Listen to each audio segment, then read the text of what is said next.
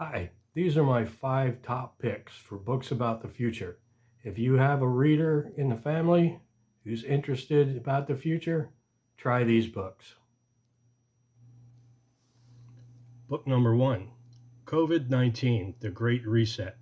Published in 2020, near the beginning of the COVID 19 global pandemic, Klaus Schwab, founder and head of the World Economic Forum, and co author Thierry Malleret share their vision of what the world might be like as the world begins to recover from the pandemic.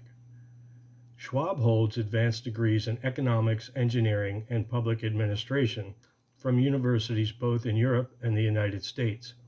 And it's hard to read the book without believing that you're listening to Schwab himself doing the writing. On a macro scale, what will the future bring in the areas of business, climate, technology, society, and geopolitics?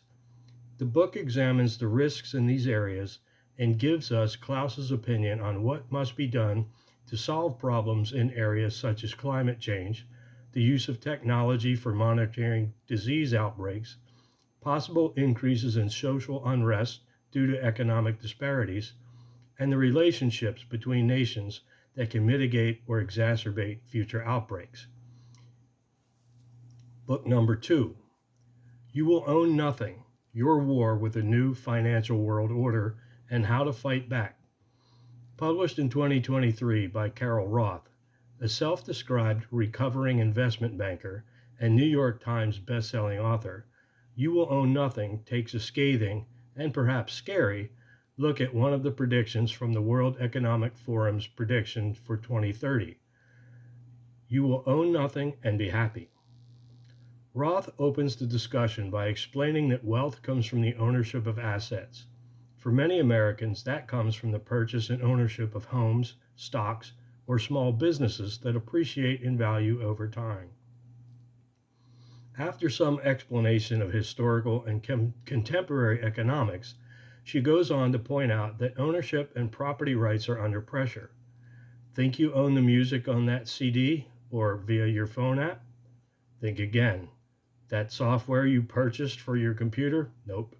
The movie that you downloaded? No. While it is certainly convenient to rent or have use of certain things, the fact is you don't really own it, you can't really control it. Renting instead of buying is convenient for someone who might need to change jobs and move to another city, but they are at the mercy of the property owner who can determine how much it will cost to live there, or even if they're allowed to live there after the lease is up. After covering topics such as digital currency, environmental, social, and governance (ESG) standards for business, debasing of the currency, and the buying up of houses by large corporations to use as rentals, Roth spends a chapter on how to take back your wealth and own everything. Book number 3, T minus AI: Humanity's Countdown to Artificial Intelligence and the New Pursuit of Global Power. T-AI was published in 2020 by Michael Kennan, former chairperson for artificial intelligence for the U.S. Air Force headquarters at the Pentagon. Currently the director of operations at the Air Force/MIT Artificial Intelligence Accelerator, Kennan helps pull back the curtain of mystery about the realities of artificial intelligence.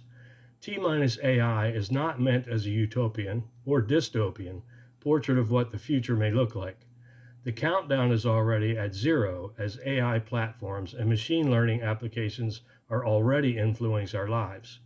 He points out, however, that at this stage, the only advanced intelligence is human intelligence. Despite that, there's a limit beyond which humans have an innate understanding. While we may be able to imagine the size of an event with an attendance of 300 people, or even a football game with 40,000 fans attending, there are numbers that exceed the scale of our natural comprehension. It is numbers or data of this magnitude that is impossible for the human mind to process in any reasonable time frame. At this point, only narrow artificial intelligence has been developed. Each AI platform is trained on a huge amount of data, whether that be possible chess moves or narrative data such as medical information. AI's dominance is the ability to process huge amounts of data much more quickly than a human brain possibly could. Canaan gives in-depth but understandable explanations of how machine learning works, the neural networks that support it, the various forms of AI, and how nations are competing to be the leader in AI technology. T-AI does a terrific job of making a very complex topic both understandable and entertaining enough to hold your interest. Book number 4, The End of the World is Just the Beginning, Mapping the Collapse of Globalization. In this 2022 book by Peter Zeihan, declares that 2019 was the great year for global economy. Zeihan is a geopolitical strategist whose clients include energy corporations, financial institutions, business associations, and others, including the U.S. military, pointing out that for decades after World War II, the global economy has been supported by the U.S. dollar, and the global supply chains have been rendered safe and secure by the United States naval power. However, this is all coming to an end, he claims. Globalization as a whole will be coming to an end. Depopulation, shorter supply chains, and the decoupling of world currencies will be the norm. Zeihan points out that there are only a few countries, the United States included, that have managed to avoid the depopulation bomb that is affecting so many other countries. The author takes us through what he sees in the area of transport, finance, energy, industrial materials, manufacturing, and agriculture, examining what's happening and what's at stake. Informative, witty, and irreverent. You won't want to miss this book. Book number 5, The Changing World Order, Why Nations Succeed and Fail. Author Ray Dalio is the founder of Bridgewater Associates, the world's largest hedge fund. His previous book, Principles, Life and Work, was a New York Times #1 bestseller. By studying the past, Dalio wants us to understand the cycles, the rise and fall of empires and nations that are repeated throughout history. This should allow us to prepare for future upheaval when the cycle moves to its next part. Published in 2021, the book is divided into 3 sections: how the world works, how the world has worked in the past, and what to expect from the future. Dalio explains his concept of cycles of order and disorder, the changing value of money, and how to invest armed with this knowledge.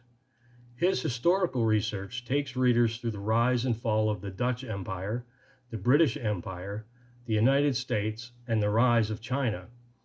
In the final section regarding the future, he explains his ideas on the evolution, historical, not biological, cycles, such as the ups and downs of the economy, and indicators to help us see where we are in the cycle.